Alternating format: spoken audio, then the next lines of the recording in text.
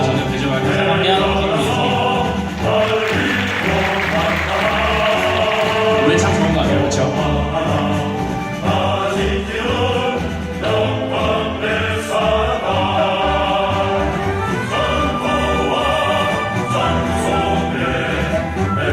네. 일단 먼저 반갑습니다. 미래 국군장교 여러분들. 여기 여학생분들도 많이 오셨는데 아마 미래 남자친구분들도 그런 국군장면이 되어있을 겁니다. 없으면 말고요. 네. 아마 여러분들 나이가 어린 자만 생각해보면 17, 18, 한 19살 정도 될 겁니다. 그렇죠? 그렇다면 3년, 5년 정도 지나면 아마 군대 갈 거예요. 이런 데 갈 수도 있고요. 이런데 또 이런 곳에 갈 수도 있겠죠. 너무 표정이 침체되어 있는 것 같은데 저는 오늘 일단 여러분 군대는 어떤 곳인가요? 굉장히 힘들고 어려울 수 있을 것 같아요. 그리고 걱정도 많겠죠. 그리고 굉장히 이런 말도 있죠. 부를 때는 우리 아들, 다치면 남의 아들. 굉장히 부정적이고 또 무서운 곳이죠. 특히나 제가 오늘 이야기할 주제에 관해서는 더 그런 부분이 많을 것 같아요. 저는 오늘 자살에 대해서 이야기할 겁니다. 자살. 국어사전에서 자살은 스스로가 자기의 목숨을 끊음이라고 정의해놓습니다. 굉장히 안타깝고 슬픈 일이죠. 그렇다면 군대 내에서는 자살이 존재할까요? 물론입니다. 군대 내에서도 자살은 존재합니다.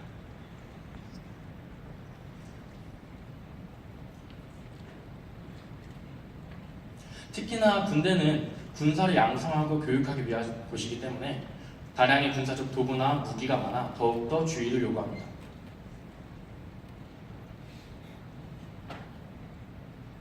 군대 내에서는 이렇게 세 가지 시스템이 있습니다. 식별, 관리, 처리. 이게 무엇인지 한번 설명해 드리도록 할게요.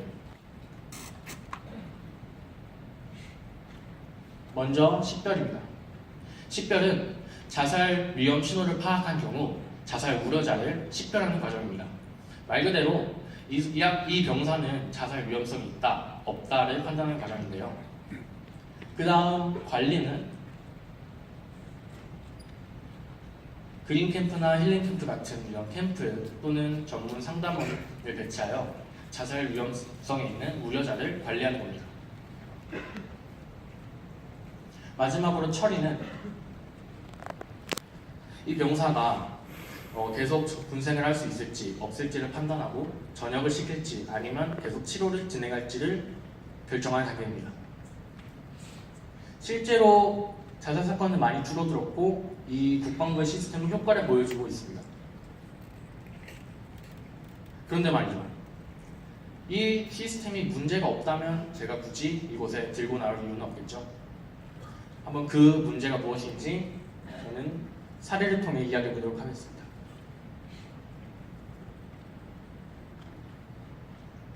5일병이 있었습니다. 5일병은 자대에 전입한 지 한 5개월 정도 되었습니다.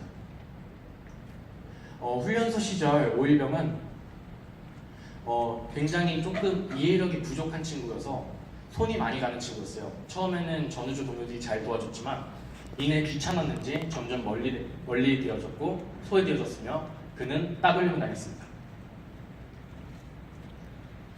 당시 훈련 분대장과의 면담을 통해서 저는 굉장히 쓸모없는 존재인 것 같습니다 라고 이야기를 했으며 그리고 자대에 전입하고 나서도 같은 상황이 지속됐습니다. 이런 상황이 지속되니까 담배를 배웠고 휴식 시간을 대부분 담배로 보냈습니다. 그리고 먼 곳을 응시하는 데 행동을 보이면서 일상생활에 지장을 주었죠. 쉽게 새벽 3, 4시까지도 잠을 못 잔다는 불침번의 보고 또한 여러 번 있었고요. 자살 사건 발생 며칠 전에 농담처럼 친구와의 통화에서 내가 죽으면 날 위해 슬퍼할 사람은 있을까 하며 말하기도 했고 그리고 그는 친구에게 어떻게 죽으면 고통 없이 죽을까라고 물어보기도 했습니다. 저는 한 가지 의문이 들었어요. 이 사건이 발생하면서 진행되면서 앞서 말씀드렸던 식별, 관리, 처리 이 세 가지 시스템이 한 번이어 나온 적이 있나요? 없었죠? 저는 그것을 지적해보고 싶습니다. 먼저 식별부터 다시 한번 돌아가 보도록 할게요.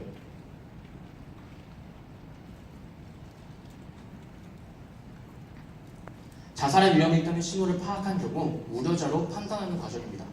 저는 이 부분에서 정말 중요한 점을 말씀드리고 싶습니다. 바로 자살의 위험이 있다는 신호를 파악한 경우입니다. 즉, 자살 시험 신호 파악 이 부분이 정말 중요한 겁니다. 이 부분이 제대로 이루어지지 않는다면 앞서 말씀드렸던 식별, 관리, 처리 그 세 가지 시스템이 아무짝에도 쓸데없는 시스템이 되어버립니다.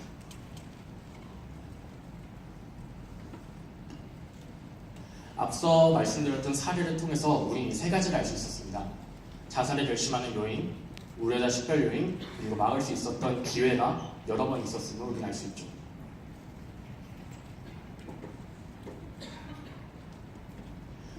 자살을 촉발시키는 요인은 이렇게 있는데요. 폭력이나 성인을 괴롭힘 같은 직접적인 원인, 이성문제나 가정사 같은 개인적인 원인, 그리고 통제된 상황이나 계급의 존재 같은 부대적 원인도 있습니다. 그리고 군기나 군법도 다스려지기 때문에 특히나 군대는 더욱더 조심해야 합니다.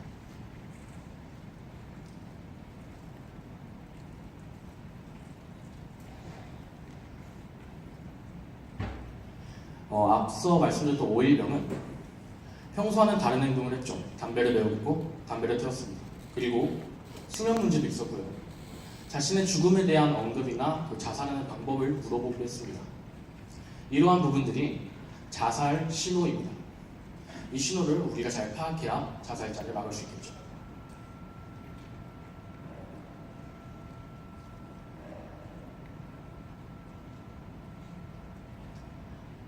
특히나 이는 비단 군대 내 문제만 아닐 겁니다. 사회에서도 더 많이 일어나는 자살 문제이죠.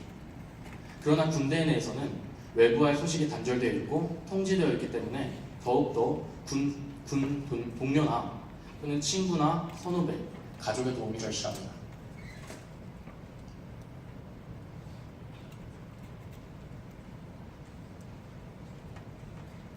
즉, 그 골든타임을 우리는 꼭 잡아야 합니다. 이제 슬슬 마무리할 시간이 온 것 같습니다. 군대 내에서 자살을 택한 그들은 왜 굳이 자살을 선택했을까요? 자신의 현 상황이 너무나 절망적이어서, 너무나 힘들어서 그들은 결국 자신의 인생의 막을 강제로 내렸습니다. 자신의 현 상황이 아무도 이해해주지 못했을 때, 아무도 알아주지 못했을 때 그들은 결국 결심을 한 거죠. 그들은 자신의 현 상황을 남에게 노출시킵니다. 외치고 있습니다. 너무 무섭다고, 살려달라고. 마지막으로 여러분께 묻고 싶습니다.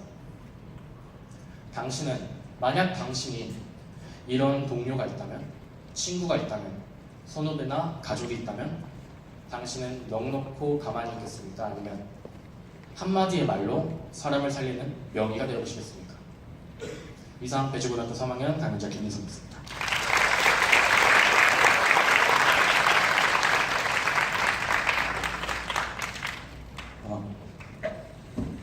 네, 강연자 김민성 군의 군대는 자살이라는 조금은 무거운 주제로 강연을 들었습니다. 네, 이제 1부가 끝났고요.